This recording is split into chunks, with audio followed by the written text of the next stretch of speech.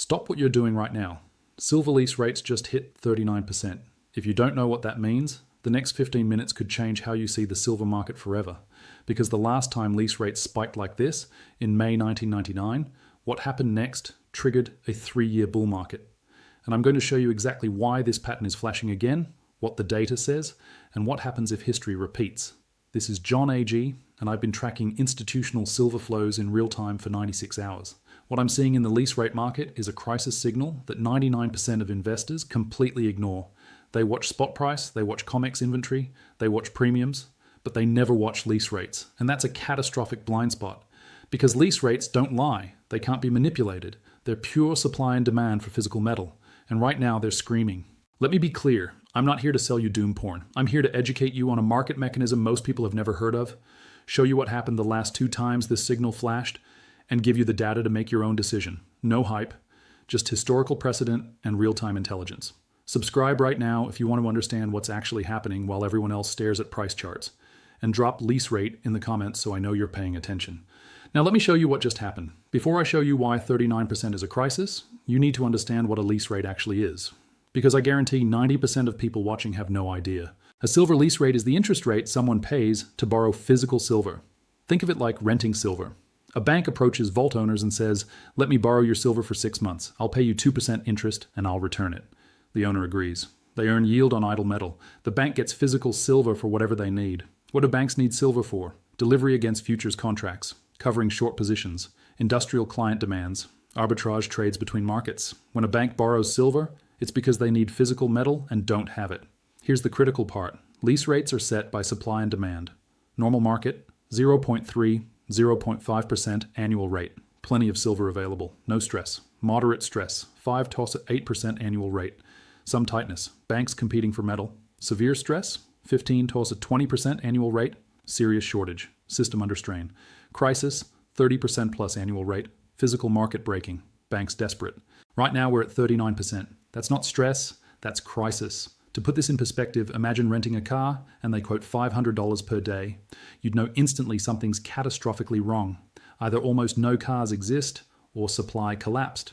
The price signal screams shortage. Silver lease rates at 39% work exactly the same way. The market is screaming, physical silver is vanishing. Banks need it desperately. Owners refuse to lend. The imbalance is extreme.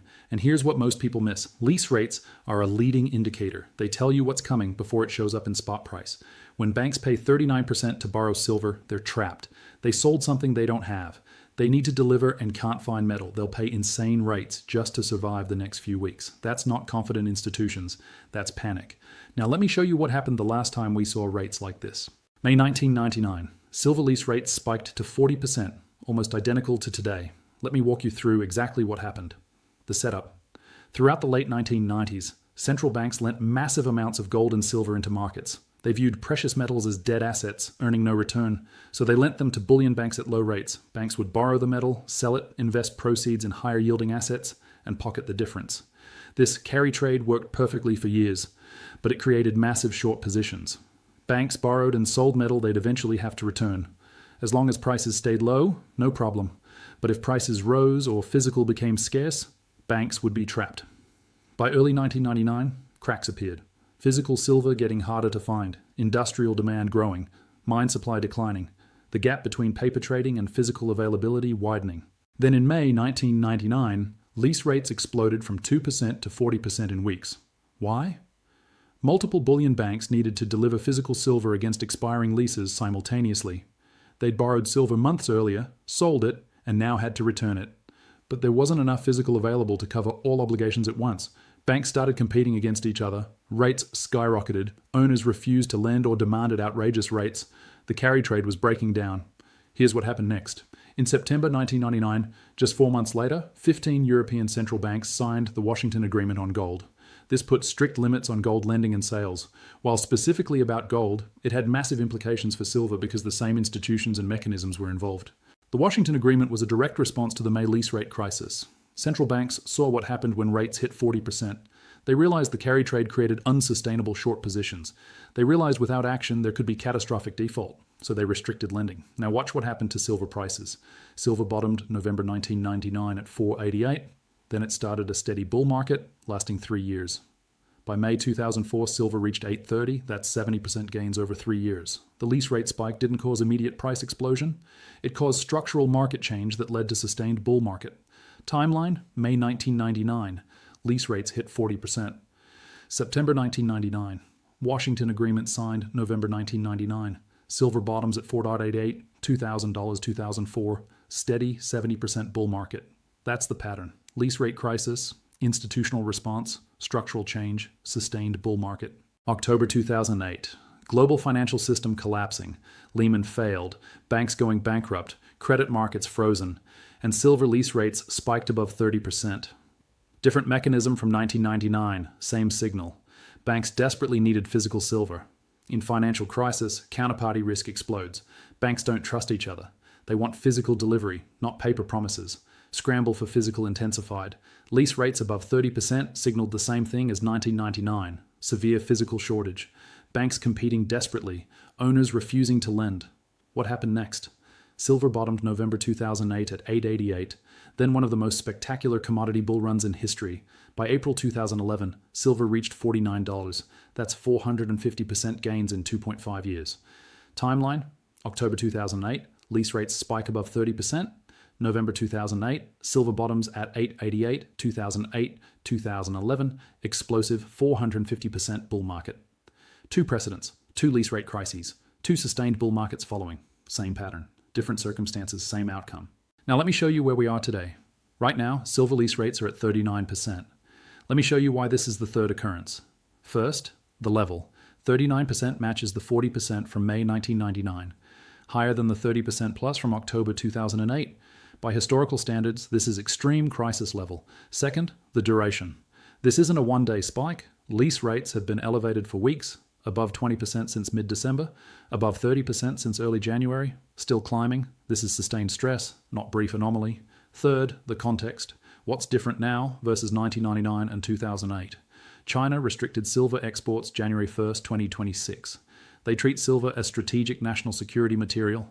This cuts off major supply source. China refines 65-70% of global silver. When they restrict exports, the world scrambles for alternatives. ComEx registered inventory draining. January alone, 33 million ounces withdrawn. Only 32 million remain available for delivery. Vaults running dry. Physical premiums exploded. Dubai paying $35 to $40 over spot. Japan paying 60% premiums.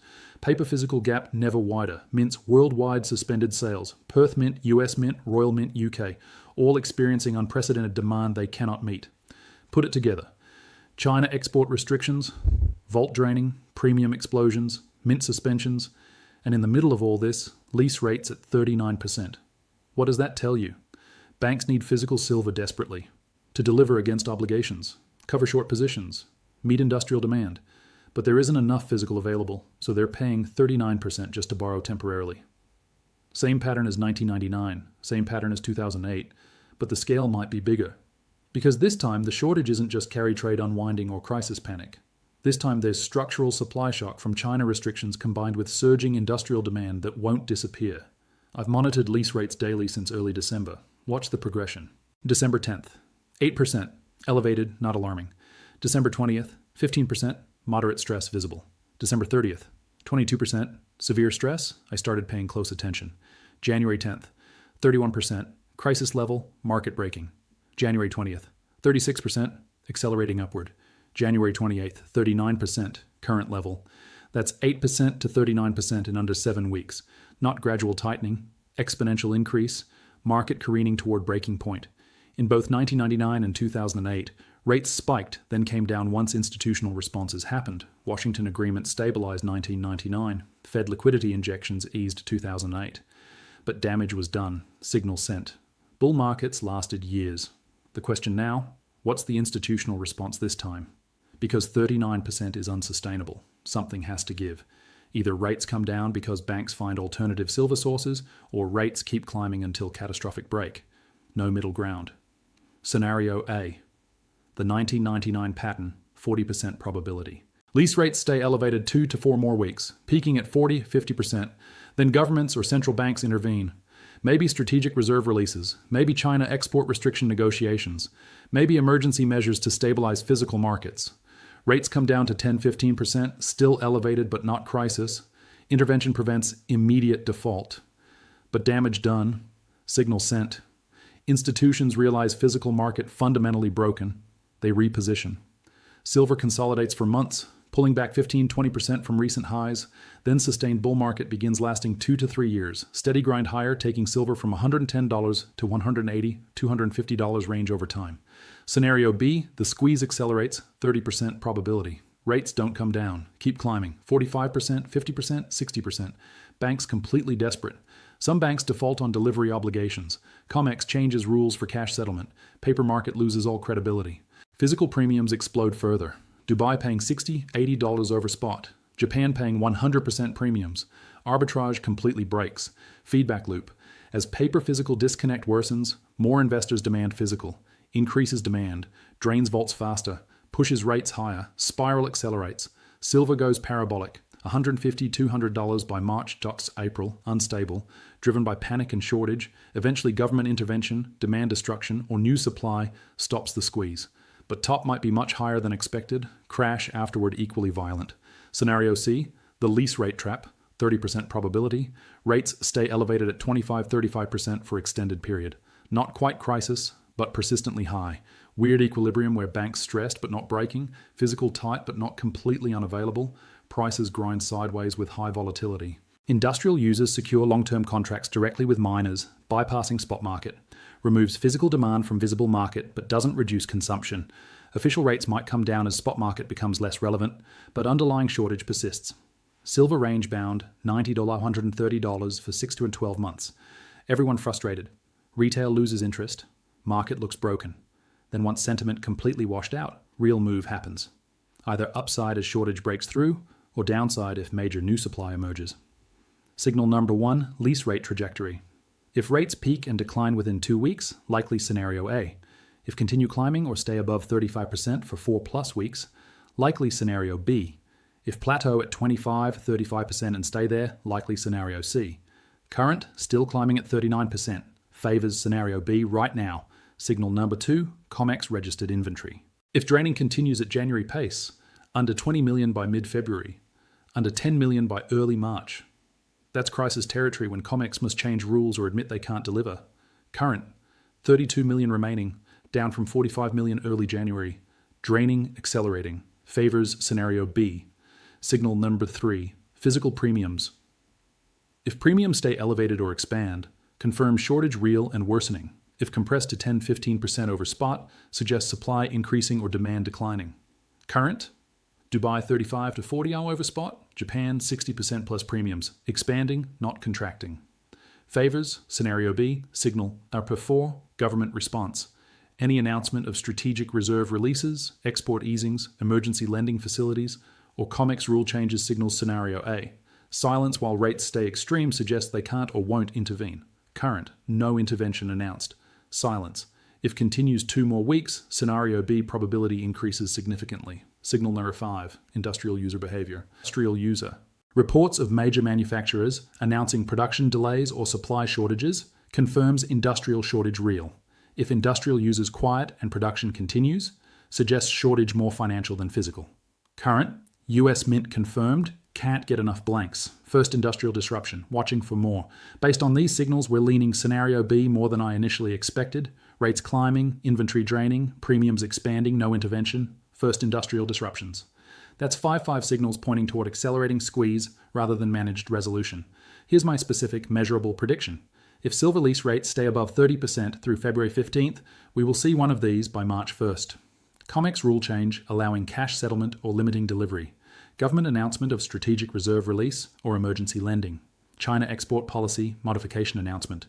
Silver spot price above $150. One of those 4 becomes highly probable if rates stay extreme another 3 weeks. Why February 15th? That's when February ComEx delivery period is well underway. If rates still above 30%, means banks couldn't source enough physical. Crisis worsening, not resolving. Why March 1st for response?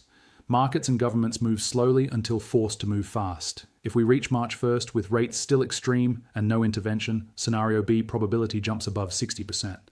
I'm also predicting within 60 days, mainstream financial media will publish an article explaining what silver lease rates are.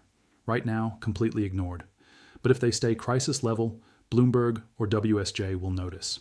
That article will be sentiment indicator. When lease rates make mainstream news, we're very close to peak of whatever move is happening. If you're holding physical silver, hold. Don't let paper volatility shake you out.